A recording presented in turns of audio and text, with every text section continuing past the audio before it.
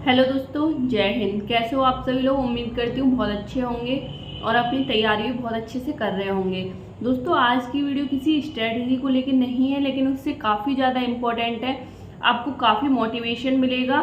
तो मैं आज की वीडियो में डिस्कस करूँगी, जैसे कि आपने थंबनेल पे देख भी लिया होगा कि मैंने यूपी पुलिस की जॉब क्यों छोड़ी, तो उस बारे में हम लोग बात करेंगे।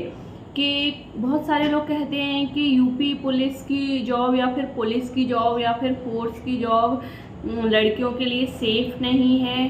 तो ये डर मेरी फैमिली में भी था, तो इसलिए छोड़ी मैंने ये जॉब।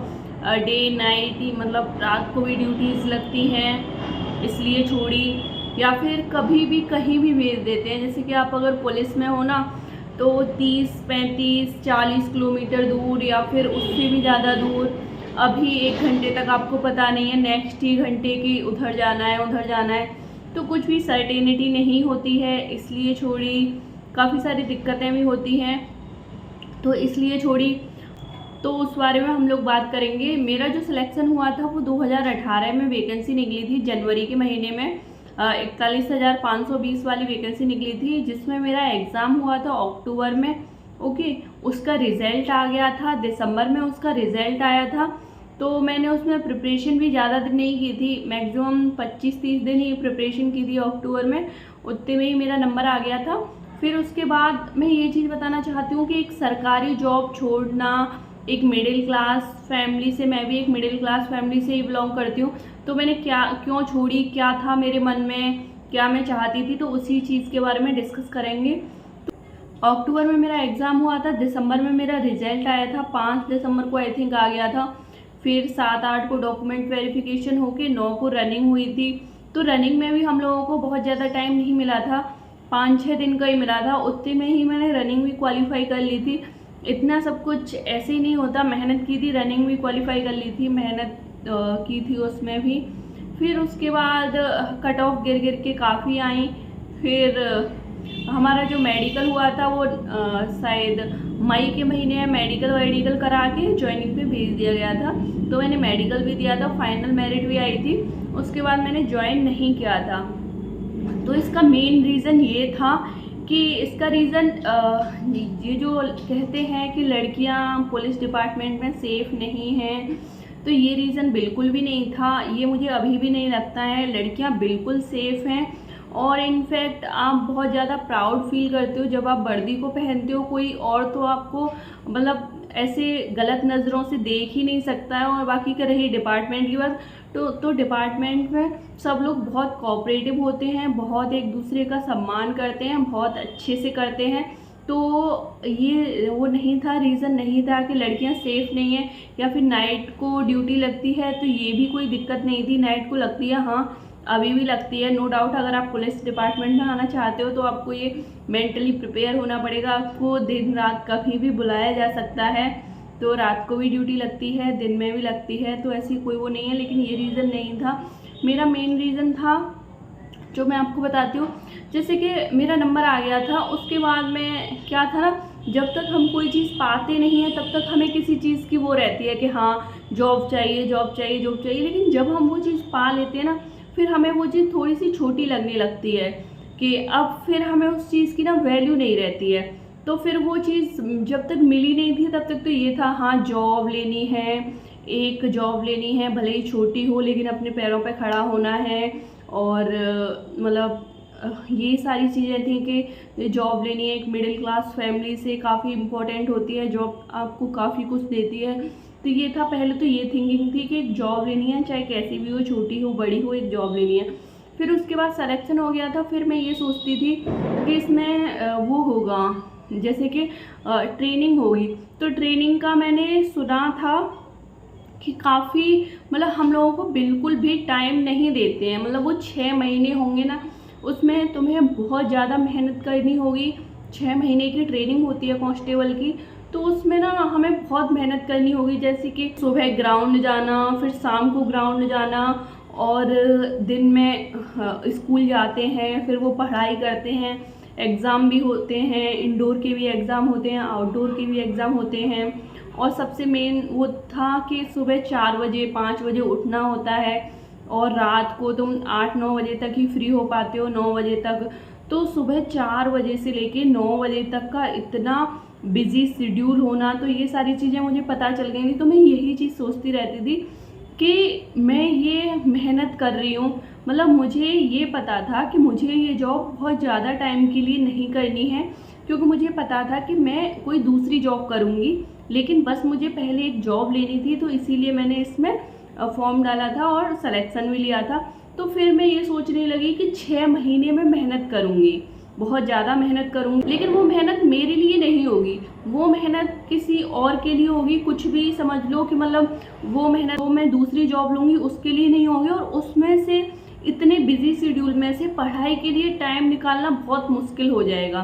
तो रोज़ 4 बजे उठ के रात को 9 बजे तक का ये इतना बिजी शेड्यूल, तो मैं सोचती थी इतना अगर मैं 6 महीने अगर इसे ज्वाइन नहीं करती हूँ, और अगर मैं किसी भी एग्ज़ाम की प्रिपरेशन करती हूँ, अदर किसी भी एग्ज़ाम की प्रिपरेशन करती हूँ, बस मुझे 6 महीने जितनी मेहनत के साथ इसमें वो करूँगी, जितना बिजी इसमें रहूँगी, चाहे मन हो या ना हो, 4 बजे जागना है, चाहे मन हो या ना हो, ग्राउंड जाना है, दौड़ना है, स्कूल जाना है, कुछ भी हो, तो इतनी मेहनत अगर मैं अदर एग्ज़ाम में करूँगी तो मेरा कोई भी एग्ज़ाम क्वालिफाई हो जाएगा। तो मैं ये सारी चीज़ें सोचती थी, तो इसीलिए मैंने वो जॉब ज्वाइन नहीं की थी। क्योंकि मुझे ना ये थोड़ा सा मैं आपको इसलिए भी बताना चाहती हूँ कि कॉन्फिडेंस, कि मुझे खुद पे इतना कॉन्फिडेंस था। कॉन्फिडेंस, आपको खुद पे इतना विश्वास होना चाहिए कि आप एक सरकारी जॉब लग के उसे छोड़ रहे हो, तो आपको खुद पे कितना विश्वास होगा। तो मुझे खुद पे उतना विश्वास था कि हाँ, मैं ये जॉब छोड़ दूँगी तो मैं दूसरी जॉब ले सकती हूँ। मुझे ये मेरे मन में 1% कभी भी डाउट नहीं आया कि मेरी दूसरी जॉब नहीं लगेगी। मैंने ये जॉब इसीलिए छोड़ी थी क्योंकि मुझे पता था कि मैं दूसरी जॉब ले लूँगी, आराम से ले लूँगी। मतलब इतनी मेहनत मैं उधर करूँगी, अगर इतनी मेहनत इधर करूँगी तो आराम से मैं दूसरी जॉब ले लूँगी, कोई दिक्कत नहीं होगी। तो ये आपका खुद के सेल्फ कॉन्फिडेंस के ऊपर भी है कि आपको खुद पे इतना विश्वास होना चाहिए। आप एक जॉब छोड़ रहे हो, क्योंकि हम लोग सब मिडिल क्लास फैमिली से ही होते हैं, कोई इतना पैसे वाला या फिर वो तो पुलिस की जॉब की तैयारी करता नहीं है, जॉब करते भी नहीं है। तो इसीलिए मैं ये सारी चीज़ें बता रही हूँ कि आपको खुद पे विश्वास होना चाहिए, चाहे आप किसी भी एग्ज़ाम की तैयारी कर रहे हो या फिर कोई और चीज़ भी कर रहे हो। तो सबसे मेन इम्पॉर्टेंट होता है कि खुद पे विश्वास रखिए। तो मुझे ये खुद पे विश्वास था कि कोई दिक्कत नहीं है, 2 साल की बात है। फिर अच्छा, मैंने ये जॉब ना, आप लोग ये सोच रहे हो कि आपका यूपीएसआई में सिलेक्शन हो गया था या फिर यूपीएसआई की वैकेंसी आ गई थी तो इसलिए छोड़ी थी, तो ऐसी कोई बात नहीं है। ये जॉब 2019 में फाइनल हो गई थी।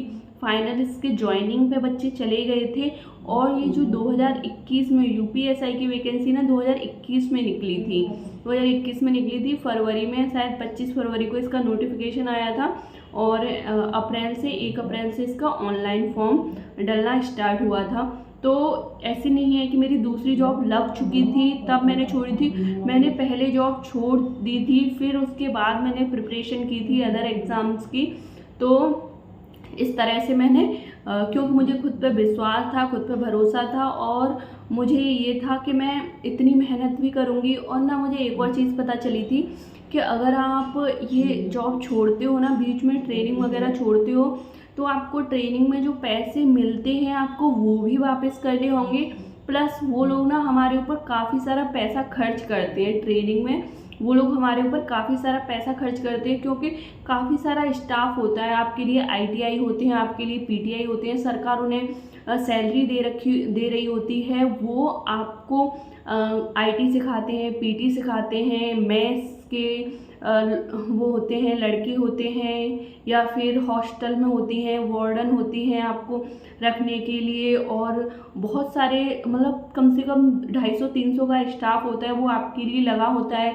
खाना आपको एकदम रीज़नेबल उस पर दिया जाता है, और बहुत अच्छा खाना मिलता है ट्रेनिंग में। तो काफ़ी सारी चीज़ें होती हैं। वो लोग हमारे ऊपर 1200 से 1300 रुपये हर रोज़ का खर्च करते हैं। तो अगर हम ये जॉब छोड़ते हैं, कोई भी ट्रेनिंग वाली जॉब छोड़ते हैं, तो हमें हर रोज़ का वो पैसे भी वापस करने होंगे। तो एक रीज़न ये भी था कि मतलब मैं उधर जाके मेहनत भी करूँगी, फिर मैं अपनी पढ़ाई के लिए पता नहीं कैसे कैसे टाइम निकालूँगी। और दूसरा रीज़न कि मुझे ये जॉब हमेशा हमेशा के लिए करनी नहीं थी, बस कुछ टाइम के लिए करनी थी। तीसरा रीज़न कि मतलब और फिर उसके बाद मुझे जो सैलरी मिलेगी मुझे वो सैलरी भी वापस करनी होगी, और उसके अलावा जितने भी दिन मैंने ट्रेनिंग की होगी अगर मेरा नंबर आता है कहीं भी तो मुझे वो पैसे भी वापस करने होंगे हर रोज़ के हिसाब से कि हर रोज़ का कितना ट्रेनिंग में हमारे ऊपर खर्चा हो रहा है। तो इसलिए भी, और फिर एक रीज़न ये भी है कि पैसे की इतनी ज़्यादा घर में ज़रूरत भी नहीं थी कि हाँ तुझे कमाना है और तुझे पैसे कमाने हैं, तो एक रीज़न ये भी था। तो यही सारी रीज़न्स थे कि मुझे मेन था कि मुझे ये जॉब हमेशा हमेशा के लिए करनी नहीं है, मुझे बस कुछ टाइम के लिए करनी है। फिर मुझे जब वो चीज़ मिल गई फिर मुझे ये रियलाइज़ हुआ कि मैं ये कुछ टाइम के लिए करूँगी, मेहनत करूँगी, फिर उसके बाद ट्रेनिंग भी ख़त्म हो जाती है तो वहाँ पे ड्यूटी करूँगी, ड्यूटी करने के बाद अपने लिए खुद के लिए टाइम निकालूंगी, फिर पढ़ाई करूँगी। तो ये सारे रीज़न्स थे। तो मुझे खुद पे भरोसा था कि हाँ 1-2 साल में मैं दूसरी जॉब ले लूँगी, और इसीलिए मैंने ये वाली जॉब छोड़ दी थी। तो उम्मीद करती हूँ आपको इससे कुछ ना कुछ जानने को ही मिला होगा, कुछ ना कुछ सीखने को मिला होगा, आपको जानने को मिला होगा। आपका खुद पे कॉन्फिडेंस होना चाहिए, आपको खुद पे भरोसा होना चाहिए। मुझे खुद पे इतना भरोसा था कि मैंने मतलब मुझे ही पता है कि मैंने मतलब 5-6 दिन में अपनी रनिंग कैसे क्वालिफाई की थी 14 मिनट में 2.4 किलोमीटर, क्योंकि मुझे हर हालत में जॉब लेनी थी, है ना। और फिर उसके अलावा मतलब फिर वो छोड़ दी। तो यही सारे रीज़न्स थे कि हमें एक बार कोई चीज़ मिल जाती है तो थोड़ी सी तो उसकी वैल्यू कम हो जाती है। फिर उसके अलावा मुझे खुद पे बहुत भरोसा था कि मैं हाँ दूसरी जॉब लगा लूँगी, तो इसीलिए मैंने वो जॉब छोड़ दी थी। तो उम्मीद करती हूँ